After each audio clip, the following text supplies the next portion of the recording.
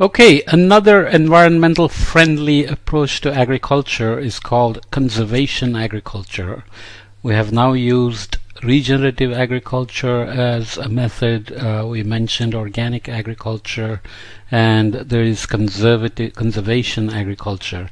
We will see what this involves, but the main difference with regenerative agriculture seems to be that this method does use some herbicides, fertilizers, pesticides, and so on. Nonetheless, by 2050 it's ranked at number 16 with 17.35 gigatons of reduced CO2 in 30 years. Net cost of this method is $37.5 billion US dollars, with a net saving of $2.12 trillion. That's a massive saving. So here is a picture of a young no-till soybean in central Iowa. So no-till is the key word here. You can see the residue from the previous crop. So the soil is always covered. There is no tillage, so you don't turn over the soil and expose the old carbon and soil moisture. The tillage is meant to remove weeds, to mix in the fertilizer and so on, but actually it turns out to be bad for the soil and not so great. So no-till is much better environmentally as well as for yield and soil health, soil health and thus yield. This is a no-till seeder preparing the field for planting soybeans, and you can see that the previous biomass is just being put into the ground by this seeder that's operating here. From FAO we get this little chart which says conservation agriculture is based on three main principles which are adapted to local conditions and needs, so you have to be aware of the regional context for it. Continuous minimum mechanical soil disturbance. So the idea is mechanical soil disturbance is minimized. With direct seeding, i.e. no tillage, the disturbed area must be less than 15 centimeter wide, less than 25% of the cropped area, whichever is lower. Mechanical disturbance should be limited to the purpose of placing seed or fertilizer. This fights against soil erosion and preserves soil organisms, which are critical for soil health, of course. Permanent soil organic cover with crop residues and or cover crops to the extent allowed by water availability, so that's a regional context. Ground cover is measured immediately after the direct seeding operation, and the area should have over 30% cover.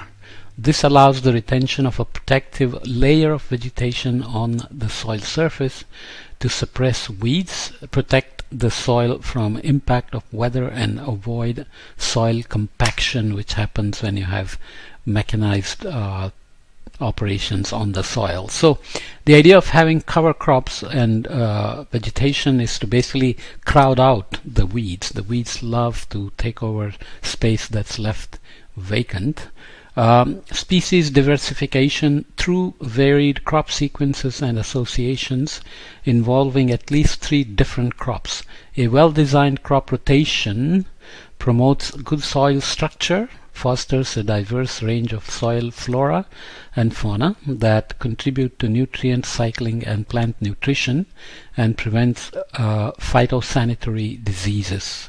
Okay, so obviously prevents excessive use of pesticides and weed herbicides and so on and so forth. If we go to the CMMYT site, we find little bit more detailed infographic on what is conservation agriculture, sustainable farming system based on 3 principles. This is crop diversification, which we mentioned. Benefits of crop diversification or intercropping is here. Minimal soil movement, and the third one is soil coverage with residue of previous crop, cover crop, or both. So what is in crop diversification and intercropping? The reduction of occurrence of pests and diseases by interrupting their life cycles, Weed control, so adequately distributing nutrients in the soil profile, so the soil structure is improved. Reduces economic risk in case of an event negatively affecting certain crops. Allows to balance residue production. Some crops leave more residue than others, so it reduces climatic risks as well. Under minimum soil movements, the benefits of reduced tillage are that we avoid compaction and soil surface sealing, which causes lack of water infiltration, root breathing, and other processes. Reduction of erosion, of course, reduces greenhouse gases, which is very climate friendly.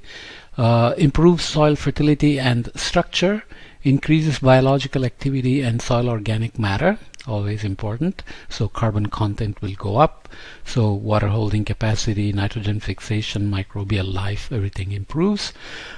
Less water and wind erosion, soil temperature is buffered, and higher water infiltration and availability of soil water content and less evaporation. Sorry, the letters here are rather small. Maybe you won't be able to see it on the video at all. Okay, so what is crop residue? Crop residue is, or stubble, is the accumulation of dried up plant parts left on the field, including cover crops or green manure.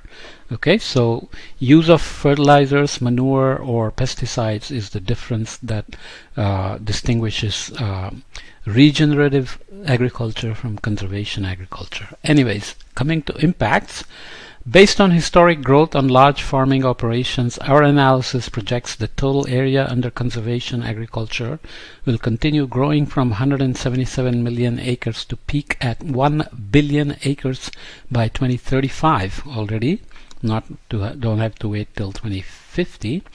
We assume that as regenerative agriculture becomes more widely used, farms that have already adopted conservation agriculture will convert to these more effective soil fertility practices in response to consumer demand for fewer harmful herbicides, whatever. So consumers will begin to demand healthier food, like organic food, so lesser pesticides, herbicides.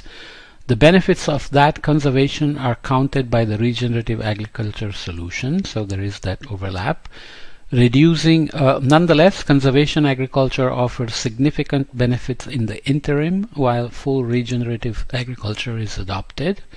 Reducing carbon dioxide emissions by 17.4 gigatons based on average carbon sequestration rates of 0.15 to 0.25 tons of carbon per acre per year, which is lower than regenerative agriculture, depending on the region, of course. Implementation costs are low at $38 billion with a return of $38 billion with a return of $2.1 trillion. Talk about no regret solutions. This is one of the amazing ones as well.